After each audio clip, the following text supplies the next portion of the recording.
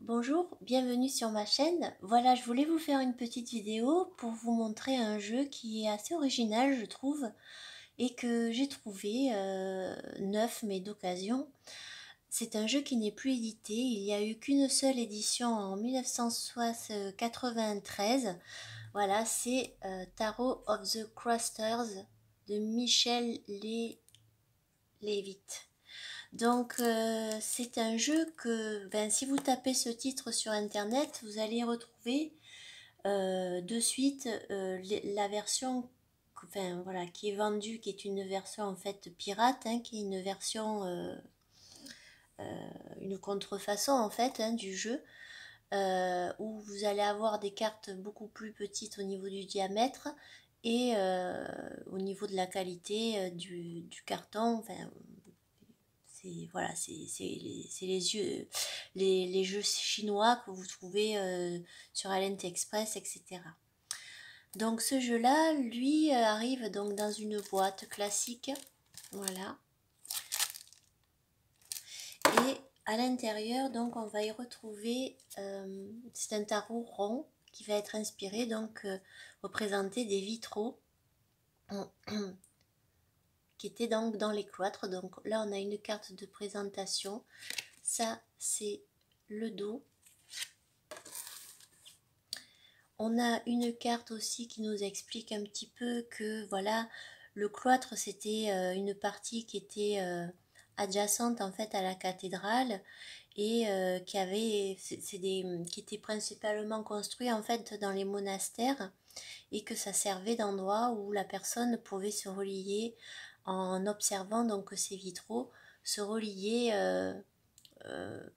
au divin. Voilà, de par les couleurs, donc ça faisait un petit effet un peu mandala à travers la lumière du soleil et ça permettait de se connecter, de méditer et de prier. Donc on a quand même des cartes, voilà, hein, qui sont à peu près un peu moins de 12 cm. Voilà. Et je vais vous présenter ça. Donc c'est un jeu qui suit le Rider-Waite. Voilà. Et au niveau des illustrations, c'est des illustrations assez simples, donc faciles à comprendre. Donc je vous présente le fou, le magicien avec les 4 éléments, la grande prêtresse, l'impératrice,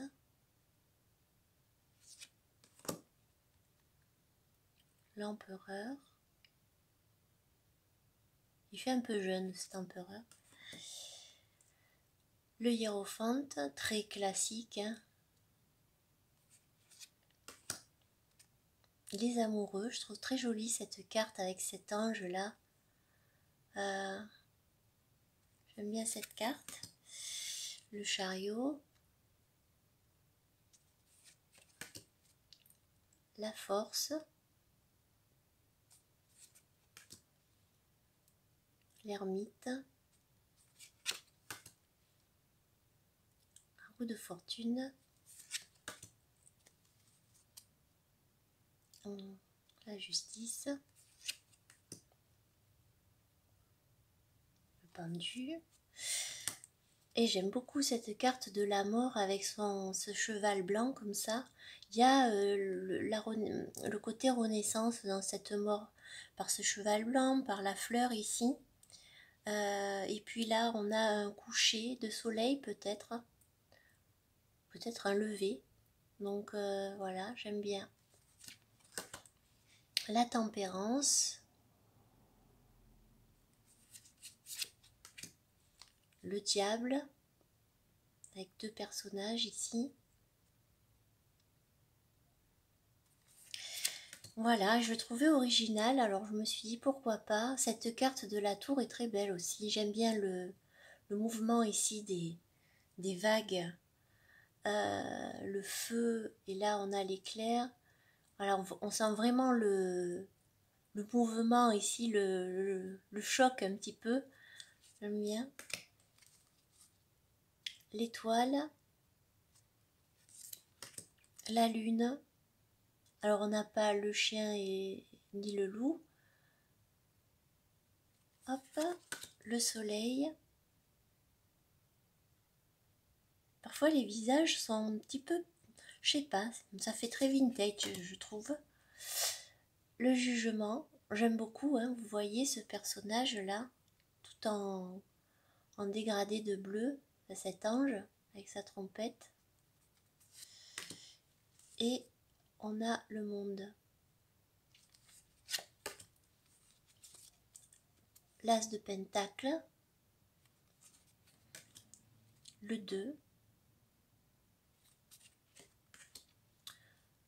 le 3 de pentacle, voilà. Là on a plutôt voilà, quelqu'un qui a travaillé, qui récolte un petit peu ce qu'il sème, enfin voilà, qui a fait de son travail. On n'a pas les personnages qui travaillent ensemble sur la carte. Le 4, le 5, donc là on n'a pas les personnages dans la neige, mais on a ce vitrail en fait, hein, d'église qui est brisé.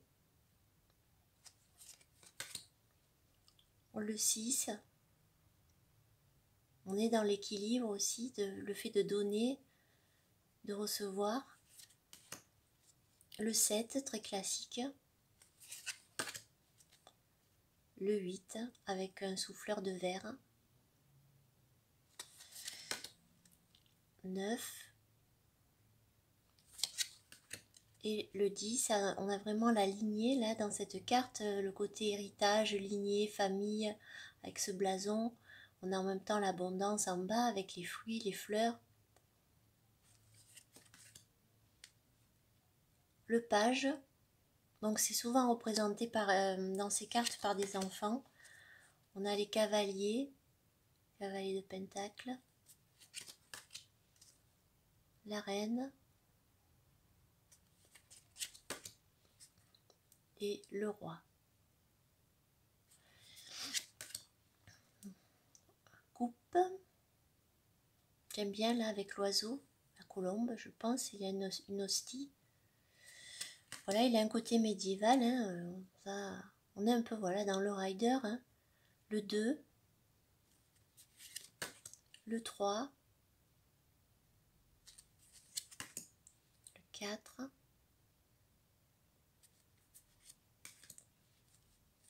le 5,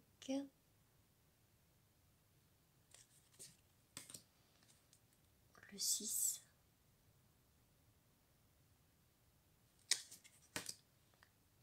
le 7,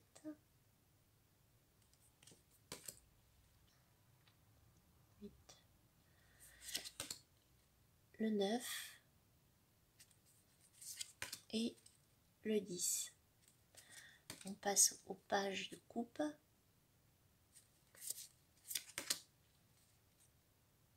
Un cavalier, la reine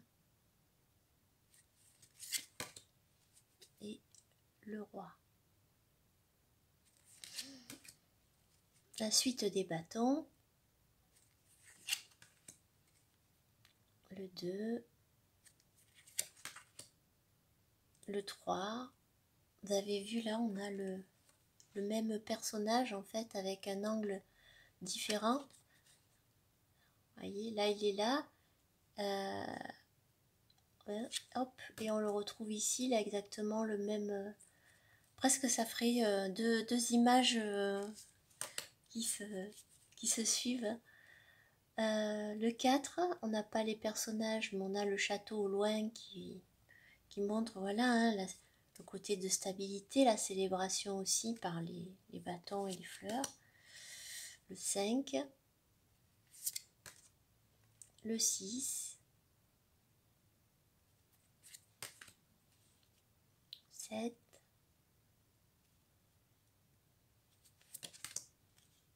8,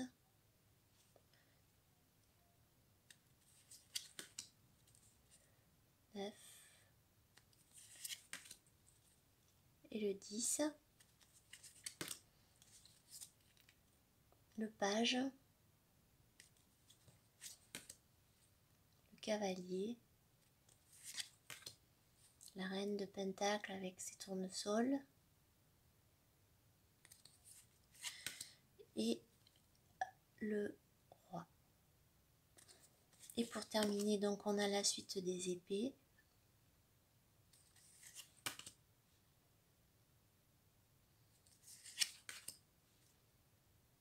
Le 3,